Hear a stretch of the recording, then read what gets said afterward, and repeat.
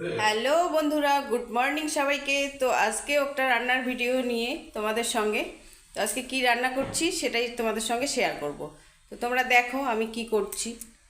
আমি নিয়ে নিচ্ছি মুসুর ডাল ভেজানো, দুটো কাঁচা লঙ্কা দিয়ে দিলাম, তারপর পেঁয়াজ কুচি, এক টুকরো আদা, কয়েক রসুন দিয়ে এটাকে এখন আমি ভালো করে পেস্ট করে নেব। যে ডাল বাটা হয়ে গেল, এরপর একে একে এর মধ্যে স্বাদ মতো লবণ দিয়ে দিচ্ছি,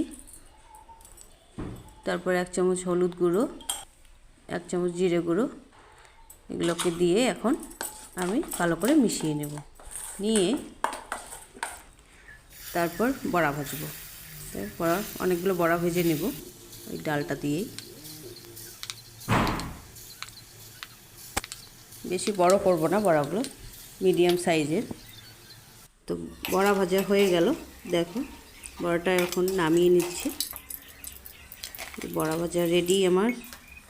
এরপর দিচ্ছি পেঁয়াজ কুচি, রসুন, আদা, লঙ্কা, জিরে গুঁড়ো, লঙ্কার গুঁড়ো, সব কিছু দিয়ে এখন মশলাটা বানিয়ে নেব।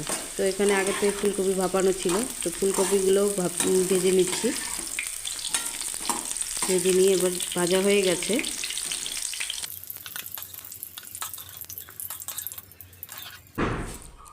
এবার আমি ভাজা ওই তেলটার মধ্যেই দুটো শুকনো লঙ্কা, তেজপাতা আর দুটো এলাচ আর দুটো লং দিয়ে দিচ্ছি।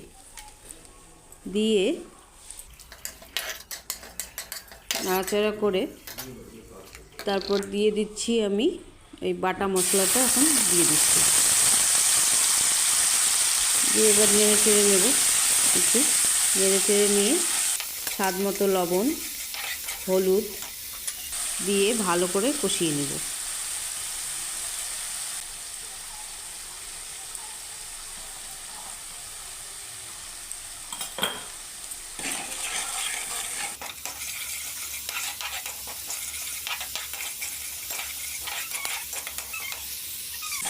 মশলাটা কষানো হয়ে গেছে, এরপর দিয়ে দিচ্ছি ভাজা ফুলকপিগুলো, দিয়ে আরেকটু কষিয়ে নিব।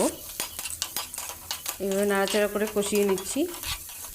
তারপর এর মধ্যে দিয়ে দিব ভাজা বড়াগুলো।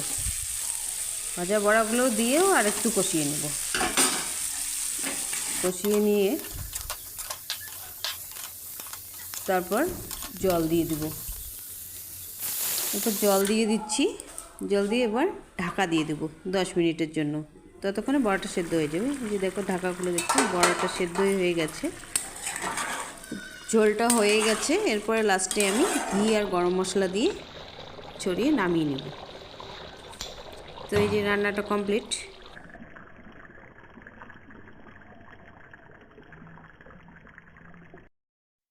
তো বন্ধুরা, তোমরা সবাই দেখলে আমার রান্নাটা কমপ্লিট।